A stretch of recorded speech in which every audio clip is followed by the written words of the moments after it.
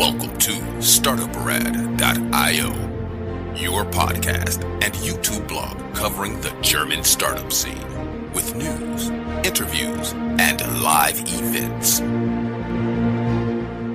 Welcome everybody, this is Joe from Startuprad.io, your startup podcast and YouTube blog from Germany. I am bringing you on a Tuesday publication our interview with Hessen Trade and Invest. You may have missed last month for the very simple reason Corona kind of wreaked havoc on our schedule and on all the connections, as well as the schedule of our sponsor. Nonetheless, we do have Maria here for an interview. Hey Maria, how you doing? Hi, Jan. Super. I'm doing good. Very happy to be here. And you just told me that you are one of the top tweeters and, in the ecosystem of Germany and startups. So I'm in the right place. Happy to be here. Yes, I do believe in the past this was called an influencer, but I'm not sure if I really want to be one.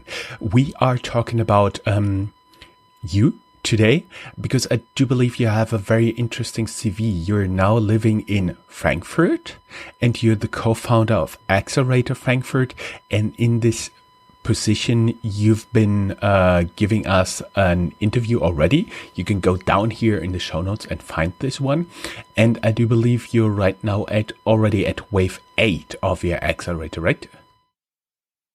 That's correct. So now we are on wave 8. I think we started 2015. And been running more or less, of course, before the corona happened, like on-site programs, 3 to 4 months, taking startups that were in the beginning very early stage, but later on moved more to this kind of go-to-market program, where companies who wanted to enter the German finance market would go through our program and get, investors and investments and also, of course, clients to our program. And now it's really the wave 8.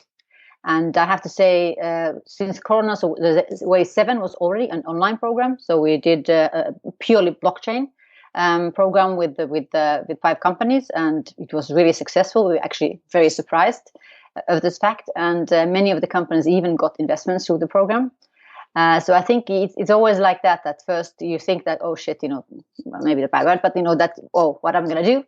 The life changed on how we used to see it. But then we thought about it with Ram, who's the founder of Accelerator Frankfurt, that now is what are we going to do differently? So we said, what, we have nothing to lose. So let's do online. Let's see how it works. And let's do a bit like a Big Brother meets, Lion's Den and see, what we can do. And I think it was very helpful for the investors also, because they had the chance to peek a bit deeper into the startups and how they deal with different kind of situations. And then I think why we did the wave 8 was that it has really been bothering me for a long time that there are so few female founders. And especially, through our program, we had like 40 companies. And one of them, to be honest, had like a pure, real female founder in it. So we thought, what, if it's really that difficult, so how can we facilitate it? And we also thought that it's probably better to go for early stage companies, those who don't maybe have, the network. They don't know other people with whom they could found a company. Maybe they're even single founders. And so we started the wave 8. And so I'm very happy about that. Funnily enough, we have 4 females, which 3 of them are Finns. So maybe they tell something about the Finnish entrepreneurship. But we have one is a German, and she's great, Carla. And actually, 2 of these founders do live in Germany. So we have a good 50-50 split. Besides that, you are also the CEO of a small startup company called Mindclip. Can you wrap up in like a few sentences what you guys are actually doing there? Yeah, so Mindclip Behavior is a team development application. I would say that during the years, working with startups and helping them, and of course, working with big corporates also, I realized the biggest problem in companies is that the teams don't know how to communicate with each other. And I would say that it's a problem for the team members themselves, because they are misunderstood and they don't understand that it's with their own behavior that they actually cause these kind of reactions. And for the corporates also, it's a problem because if the teams don't work well together, they are not so efficient. And as we all know, people do not leave the companies for their great vision and mission. They actually often leave the company because they have a bad boss, and they stay because they have a great team. So this is to help the team leaders and helping the team members to really work efficiently together. Yeah, the team usually makes a big difference. And we are talking to you now because you're one of the many, many, many investors living in the Rhine-Main region. You're investing as a business angel as well as through indirect means.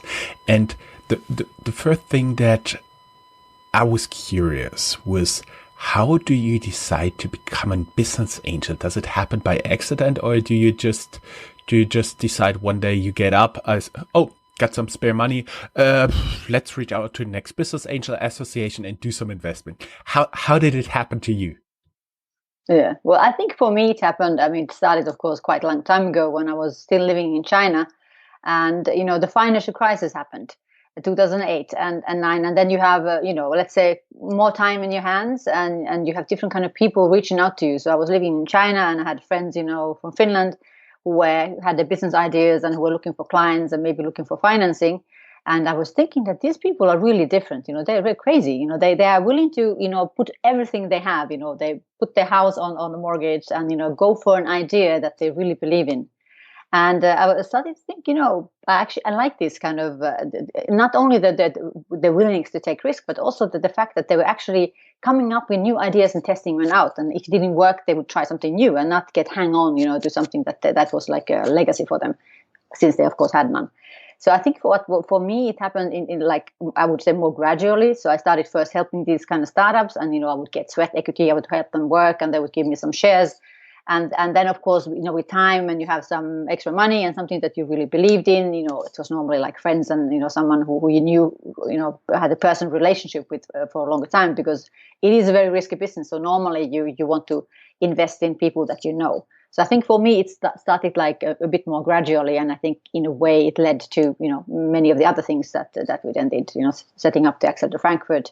But I would say that if one is very new in these areas, of course, the best thing is also to join some business angel conglomerates, or like in Frankfurt Rhein-Main we have the organization.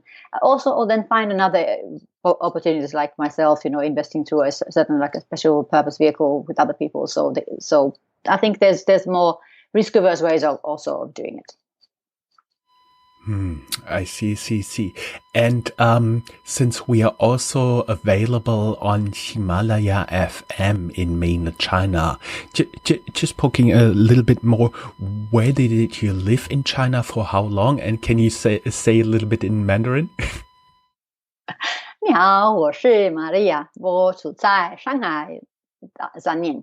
So so I lived in Shanghai for 3 years, and lived a bit also in Hong Kong. And I think I would say the Chinese people are very, very innovative. I think they're the ones who are willing to take big risks and go for it and try things. So I think I really enjoyed living there in Shanghai. Very, very vibrant environment. For, I'm sure, also for startups. My personal experience from China is that let's say a little bit opposed to Germany or Europe, you can always feel the pressure of competition there. And that's why I do believe they are also forced to be innovative there. And we now know how you became a business angel, but I would be now a little bit curious how you're actually approaching an investment, because usually it happens that you get that somebody tells you about a crazy idea, and in the first moment you think that'll never work. No freaking way. And then if you look deeper in it, you actually find that there's something that is really working there. For example, I was once on a party meeting someone who is running a butterfly farm, which apparently is also a valid and good business. So that was one of the moments that actually something really surprised me. And ever since I started digging into that, is it the same for you? Probably, maybe not, because for me, I do need to believe in from the beginning that it makes sense, let's say, or that there's an interesting opportunity, that there's some kind of market for the idea. But for me, it's very important, the personal relationship I have with the founders. So most of the people that I invest in, I've known them for a long time. And, I help them, I give them some ideas. And I think that's how the idea of the Accelerator Frankfurt was also born. because we realize that it takes time to build a relationship. I mean, I think it's very rare that you meet someone and they immediately give you their money. I think that would be, maybe if you have too much and you don't know what to do with them, maybe you throw them around. But I would say the normal way is, to build a relationship and, to know you, in a way, in the first beginning, especially when you invest in seed. I mean, you invest in the person. You believe that, this person is reliable. They're not going to run away with the money, that they're doing something that they actually themselves believe in. And when they believe in it, you are, more inclined to believe in it too. Since you've been talking about seed, which is a very early stage in startup investing, but admittedly one of the places where a good business angel makes a real big difference, I would be curious, how important are stuff like getting a pitch deck, getting valid numbers on this? Because it's all, most of the time there, estimate something like this. How important is it that at least you get the impression somebody really took the effort in understanding this and putting in some numbers, doing some research?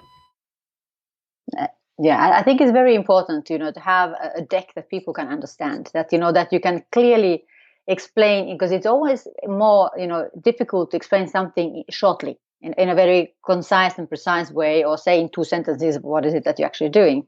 So I think it's important for yourself as a founder to have a pitch deck that because it means that you have thought about it, you've done the research. And I think that's actually the whole idea of doing a pitch deck, that you can demonstrate that you understand what you're doing, you understand what it is that you want to accomplish in a long run. It explains how do you see the market, how do you see the other players in it, and that you can do some simple mathematical calculations that, with a certain amount of money, how far can you get, and that you understand that in life nothing is for free. There's certain things that cost money, and you need people and many things you can't do alone. But it shows you that you have logically thought about the whole process and what is it that you actually need, to go from A to B.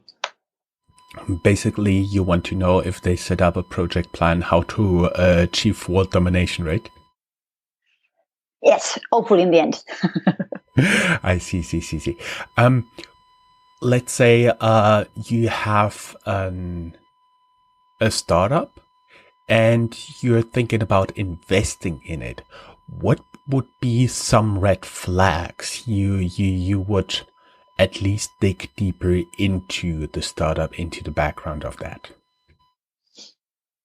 Well, I think it's, normally if you look at the person who's setting up a company, of course, I think I don't think I've ever invested in very young people, people without any kind of track record, because I think it does tell you something about the person. For example, if you had a couple of employments, did you stay there for 3 months or 1 year, or did you actually stay there for a long time, and then you're setting up a company that actually somehow based on what you did before, so that you have some kind of expertise in the area. Either you are a great coder, or you are great in marketing, or maybe you are building a company in a business area where you were in, or maybe you found a niche that you actually you have a special, like, let's say, like this kind of advantage that the others wouldn't have, because in the end you're probably not going to be the only player in the market. So the more, let's say, ammunition that you have on you, the easier it is going to be for you. I think I would say probably, we normally say that you should have a co-founder. So you shouldn't be a sole founder in the company, because if you couldn't convince anyone else, to join you, so maybe it's a red flag. And I guess, let's say that what is a problem sometimes for companies that maybe did already let's say the pre-seed round and approaching then seed financing, is that they gave too much of their company away already too early. Because, if the company doesn't have or the founders don't have 75% when you go to seed round, you're in deep trouble. You should preferably have the 75% when you go to Series A. So, but of course, sometimes it's difficult, with how much money you need to do certain things. But let's say that would be those kind of, things that many people don't think about in the beginning. That's an interesting perspective, because usually you would say, investors, they want to have the maximum of equity in there. But that's something I've heard from a lot of good business angels, that you want to have the founder running the majority of the equity, because they have an incentive to push it forward. But I also heard about business angels who want to be the backseat driver. Personally, I've been working very closely with business angels who more work as coaches and advisors, and sometimes even normal employees, even though they invested a lot of money in the company. What is the kind of support, if you have a new founder out there, let's say a woman who's looking around in the Frankfurt Rhine-Main area, for business angels, what would you advise her besides the money? How you can profit from a business angel? What would be great skills, network stuff she should be looking for? Yeah, I think it's always good to look for skills that you don't have, because you normally like to complement what you have. And I think the problem is, of course, when you are a young company, maybe you are only 2 people or 3 people, so obviously you're always lacking hands of getting things done. So I think it's the good thing is always, as I said, to think about how can they help you, how can they complement what you already have. Maybe especially of course if they have a good network, that is something always valuable. They can maybe bring you new investors for your next investment round. Maybe they can bring you clients. Maybe they can bring you other contacts, and their own experience. And I personally really think it's very important that the business angel also understands their role. So normally they should be like an advisor. They can be maybe a board member once you get that far, but they should not try to run the company, because I would say they are these devils who think that they want to have as you said as much of the company as possible, but then it doesn't make any sense, because if you think logically, that when is the company going to be ready to be, let's say, exited in some way? If they're an IPO or a bigger company maybe acquires you probably need at least 3-4 investment rounds. And if you think about that, each investment round is going to dilute the founders by 20%. And if you start with 50, I mean, after one round you are down to 30. After the second round you're down to 10%. How incentivized are the founders going to be to stay in the company and build it? So I think it's very short-sighted for investors to think this way. So I think that's it. Like, really think carefully. If one has the luxury, of course, that one can choose the investor. Sometimes you just need to take the money where you can get it, but at least try to understand that and make it clear maybe from the beginning what is the expectations of the business angel. Personal experience, what I've also been working in the past at other startups, is they have very good business angels who are critical voices. Not to say you have like constant fights within the companies, but they give you a different perspective. They make you think. There's also something I would be looking for in a business angel, as well as if you're looking like in a B2B context, in B2B sales, it experiences almost everything there. And they know all the mean tricks there. That is also something in my personal experience that you would be looking for in a business angel if you're going into B2B. What is a normal way people approach you for investments in their startup? Is it your network? Is it something like Twitter? I've been already recording an interview with the CEO of HTGF, High Tech Gründerfonds, Europe's most active seed investor. And he said he would even reply to an email that says just in the headline, "Yo, we should talk." Would you do that as well? Well, I think it depends. I would say I don't think I get investment proposals so much on Twitter, but of course a lot through LinkedIn. People sending me their pitch decks and like, could you help us, find investors? I'm like, excuse me. I don't know you. Who are you? And what is the connection here? And I think, of course, it depends. I would say that normally for me, they would have to somehow be connected to me before, that they come through a recommendation by someone else, or we build a relationship over time, over even maybe over online. But I would say still I'm quite traditional in this way. So I get to know people, I want to understand what they're doing, so no, I wouldn't probably reply to that Joe email now. I really had to smile here. Finnish girl who lived and worked in Shanghai, started being a business angel all across the world. And she says, oh, I'm a more traditional person. I really like that one. When you've been talking about pitch decks, there was just a question. We already talked about the importance of pitch decks, but what are some of the mistakes you are actually seeing, like in terms of mistakes people are making in the pitch decks? Because from my personal experience is they are much too confined in their very small world, and they only think in those terms and don't think bigger, like the usual thing you're saying is in consulting, a slide is good when your grandmother will understand it. Most of the slides I did, not even my mother would understand. Nonetheless, what are the mistakes you've been seeing there? And have you seen any pitch deck in the world other than PowerPoint? Yeah, maybe people should try to be more creative, but no, I think it's. I have to say there are some great tools nowadays. Like there's this company called Pitch.com. I think they try to make it easy for people to to come up with some more maybe easy to understand pitch decks. But I think in the end, of course, the purpose of a pitch deck is just to try to somehow convey what is it that you're doing in a short, precise way, and making people interested. The idea is not, I think, that trying to explain everything that you're doing in a pitch deck is impossible. The idea would be that it's a support tool that you go, once you have, we always talk about the short deck, that is that to make people curious, interested, that they actually even bother talking to you. And then you have the long deck that you're actually going to present to the person, explaining everything, going in detail, seeing, what they find easy to understand, what is difficult to understand. And I think that the mistake, as you were also referring to, often is that people try to put too much into the pitch deck. And this is not the purpose. Nobody is going to give you money just based on 10 slides or 6 slides. So the whole purpose is to try to make them think that, okay, this person actually thought about what they wanted to tell me. It's like you have these 30-second, elevator speeches or whatever. So trying to make people, curious, understand, is this something I can relate to? Because normally people invest also in stuff that they understand.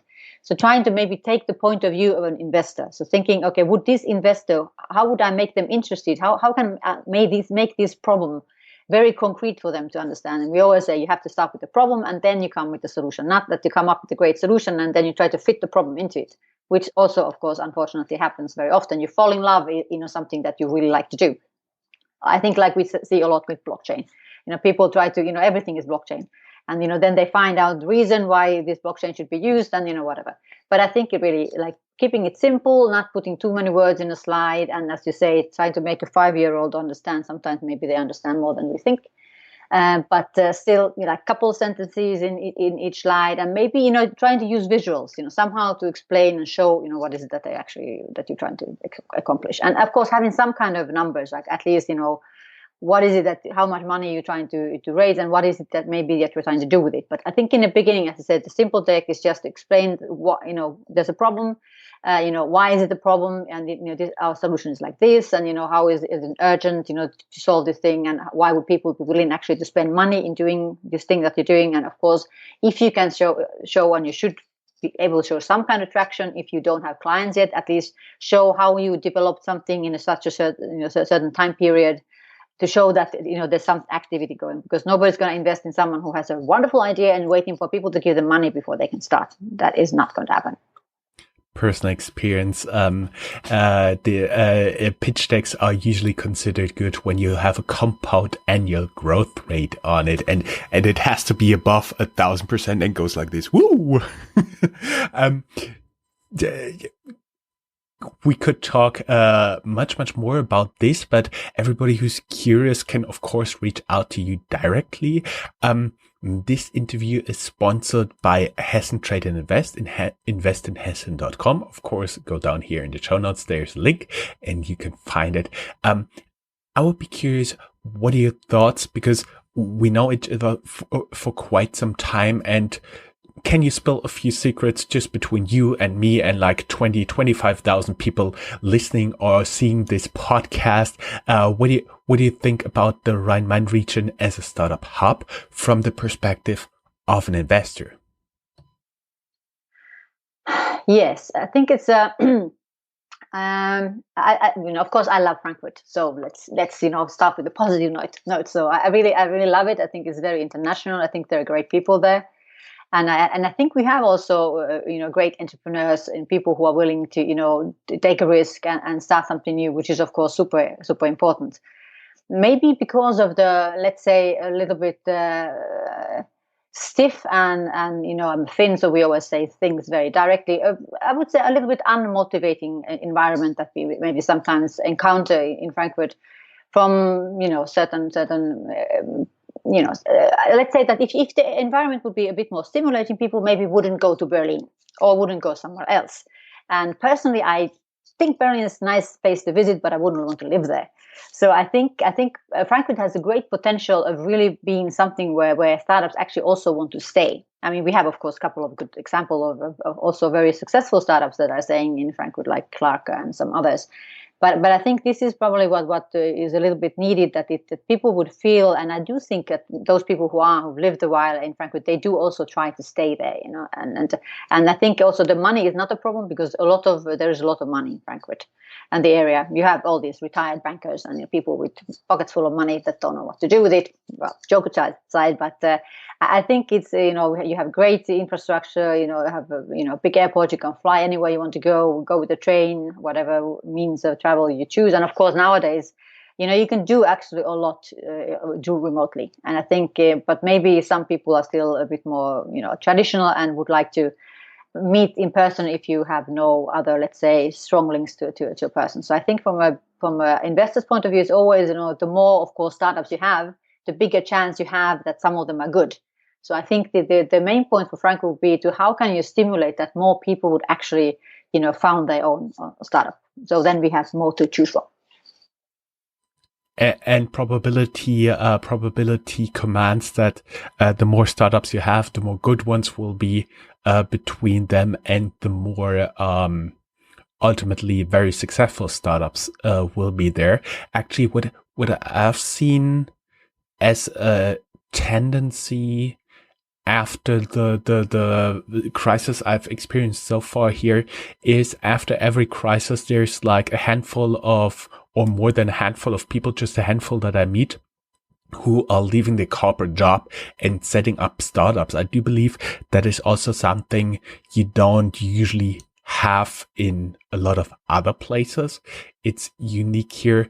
And I also do like that, even though Frankfurt, I would say, is a little bit more on the B2B side, as opposed to other places like Berlin, where they're a little bit more on the B2C, business to client side. Do you think that as well? Yes, and I, of course, I've never really, my expertise is not in B2C. So I personally believe that there's a lot you can do with B2B. And of course, the thing is, maybe it's a longer road, so to say, to get the client. But once you have them, let's say, you are probably more secured in also to keeping them. So I think it's, in a way, every ecosystem or every city should, or every area, they should concentrate in what they're good at. And I think Frankfurt has this unique opportunity that we have so many financial institutes and so many banks there. And also, I think I would say for people who are maybe wondering of if they should set up their company or not, is that they should test out. You shouldn't just quit your job and, I'm going to be entrepreneur. You can also do that. Some people have, some of us do that, but, it's not for everybody. But I would say you can experiment a lot of stuff, with even when you are working. But like you're a great example of that. I mean, you tested your idea before you decided to go full on, and I think that is the right way to do it. To test it out, because sometimes we have maybe a bit glorified idea how great the thing is that we want to do. So it's better maybe to test it out, talk to people, and find some feedback and to then do it when you feel that, okay, this is actually has a, let's say, more than 50% chance of becoming a success. So go for it. And the full disclaimer, you don't need to be in the podcast charts of 41 countries, from Japan to Paraguay, from the US to Hong Kong, before you can start out on your own. It's totally sufficient if you do your first sale, and that should be totally fine. Well, there would be one more thing I would be curious about. Where can people apply for like the next wave of the Accelerator Frankfurt? Where can they learn more about you? Of course, we'll link stuff like Accelerator Frankfurt Twitter account, your personal LinkedIn profile. I do believe you have a personal Twitter account as well. We'll link that here as well, and so people can reach out to you, stalk you everywhere, and that's totally fine. When is the next wave starting, and would it be all once again an all-female program? Well, I think it's too early to say. So the current wave, where we have these 4 amazing women, Mia and Anu, Hanna and Carla. So they're all B2B, but some of them are, like Carla is really early stage. She's still, looking for her perfect co-founder. And as I always say, that's the, very, very, very difficult decision. It's more than, finding the right husband. It's because you're really stuck to someone once you set up a company. Anyway, but I think the demo day is going to be on the 16th of December. And I'm sure there's certainly going to be another wave in spring. I think the idea will probably be maybe that it's going to be a mixed one, but let's say if we are floated by insanely good female founders, we might run another female program, who knows. But I think the idea is to see that if we could run a normal program for diverse, of course, preferably, and I think now we have a greater chance to crack the numbers and not having non-existent percentages of females. But I think the best way to find out, how is the program, how is it working, is probably to reach out to the people who have done the program already. And I'm sure if there's some female founders they're wondering, all these ladies they're amazing. You can reach out to them, I'm sure, through LinkedIn and ask them of their opinion. But you can always send us, an email to ask for information. But I would say the best thing is always to go to the website, you have it downstairs, acceleratorfrankfurt.com. and to fill in the application form. And then you will be, contacted in due course when the next wave is starting. Great. Thank you very much. That was everything I want to know. One more question. Can you say goodbye in Finnish? Näkemiin. Thank you very much. Bye-bye. Thanks. Bye. That's all, folks. Find more news, streams, events, and interviews at www.startuprad.io. Remember, sharing is caring.